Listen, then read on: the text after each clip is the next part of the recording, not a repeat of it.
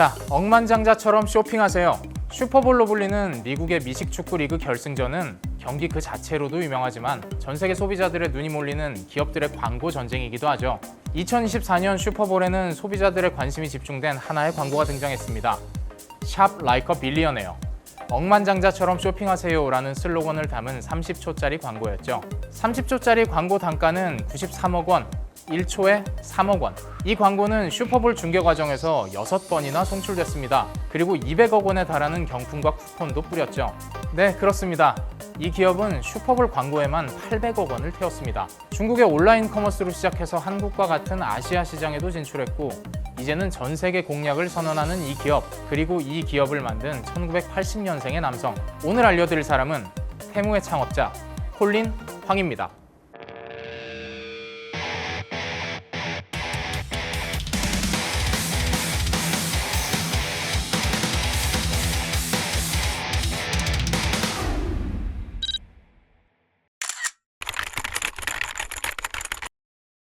자, 콜린 황, 중국 이름으로는 황정.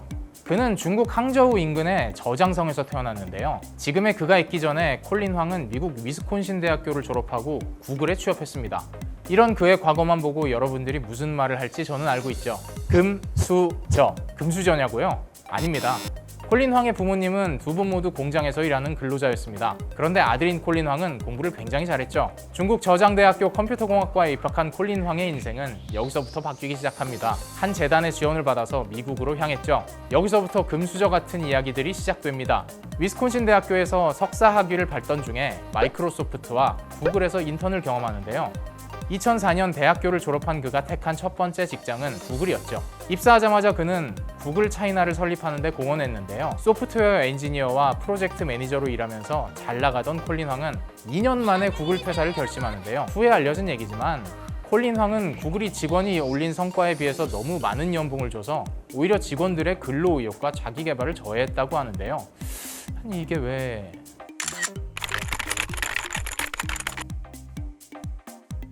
자, 아무튼 다시 돌아와서 콜린 황은 2006년에 중국으로 돌아옵니다. 이때까진 구글 직원이었죠. 구글 차이나 담당 직원 신분으로 중국에 온 겁니다. 하지만 퇴사는 못 참죠. 2007년 콜린 황은 구글을 그만두고 전자제품 거래 플랫폼인 오쿠를 설립해서 주로 휴대폰을 팔았습니다. 자, 이것도 재미있는 비하인드 스토리가 있는데 여러분, 가끔 뉴스 보면 왜 워렌 버핏과의 점심 식사 경매가 얼마에 낙찰됐다, 뭐 이런 소식 본 적 있으시죠? 2006년 중국계 미국인 기업가 단용평이 워렌 버핏과의 점심 식사를 8억 5천만 원에 낙찰받았는데요. 자, 이때 점심 식사를 하러 간 단용평 옆에서 수행을 맡은 인물이 바로 콜린 황이었습니다. 이 단용평은 샤오바이왕, BBK 일렉트로닉스와 같은 가전제품 회사를 설립한 인물인데 중국에서 주로 쓰였던 휴대폰 브랜드인 오포와 비보를 만들었죠. 자, 다시 돌아와서 콜린 황이 2007년 설립한 기업인 오쿠, 가전제품을 파는 플랫폼이었죠. 특히 휴대폰이요. 오포 휴대폰이 오쿠의 주력 상품이었죠. 공식적으로 알려진 바는 없지만 워렌 버핏과의 점심 식사 인연이 사업적으로도 이어진 것 같죠. 그렇게 오쿠를 성공적으로 운영하던 콜린 황은 2010년 오쿠를 220만 달러, 약 30억 원에 매각합니다. 생각보다 적은데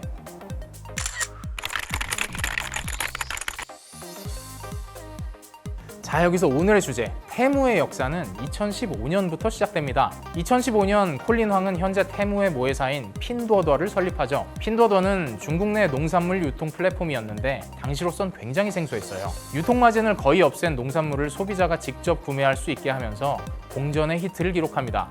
우리나라의 국민 메신저 하면 카톡이죠. 중국에는 위챗이 있는데요. 핀두어더는 위챗에 핀두어더의 서비스를 입점시켰습니다. 이게 지금에야 흔한 방식인데 핀두어더는 2015년이었어요. 아무튼 콜린 황은 잘 나가던 핀두어더를 무려 나스닥에 상장시키죠. 2018년에요. 자, 이제 중국에서 핀두어더로 재미도 많이 받겠다. 이제는 어디로 갈까요? 그렇죠, 해외죠. 동종업계 라이벌인 알리익스프레스가 먼저 해외로 진출해 있었고 중국에서 더우인이라는 쇼폰 플랫폼으로 잘 나가던 바이트댄스는 틱톡을 해외에 공개하면서 난리가 났죠. 자, 콜린 황에게 이런 글로벌 시장에서 중국 기업들의 성공은 자신감을 주었는데요. 해외 진출을 위해서 지금의 테무가 탄생하게 됩니다. 근데 팀 프라이스 다운의 줄임말이라고 하는데 그러면은 TUPD 아닌가? 자, 아무튼 해외로 나선 테무의 전략은 간단했습니다. 핀두어더에서 학습한 그대로를 좀 더 세련되게 하는 거죠. 비교가 불가능할 정도의 저렴한 가격, 그리고 이것을 모두가 알 수 있도록 광고하는 것이었습니다. 그 전략의 결과가 990원짜리 선글라스와 800억 원짜리 슈퍼볼 광고인 거죠. 2018년 알리익스프레스가 한국에 진출한 이후에 2023년에는 테무, 쉬인과 같은 C커머스 기업들이 물밀듯이 들어왔죠.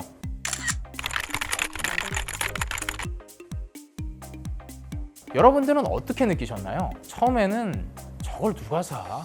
뭐 이렇게 생각하다가 요즘 들어서는 하나 사볼까?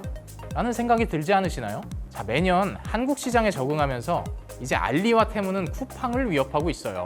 자, 테무의 탄생부터 해외 진출까지 달려왔는데요. 그러면 핀더더와 테무를 만든 콜린 황, 도대체 얼마나 벌었을까요?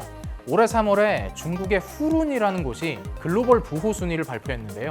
콜린 황의 재산은 3,850억 위안 71조 원이었어요. 중국에서 두 번째로 돈이 많은 사람이 됐어요. 참고로 1위는 중국의 생수왕이라고 불리는 룽푸 스프링의 중산산 회장인데요. 대한민국에서 가장 돈이 많은 사람이 누구죠?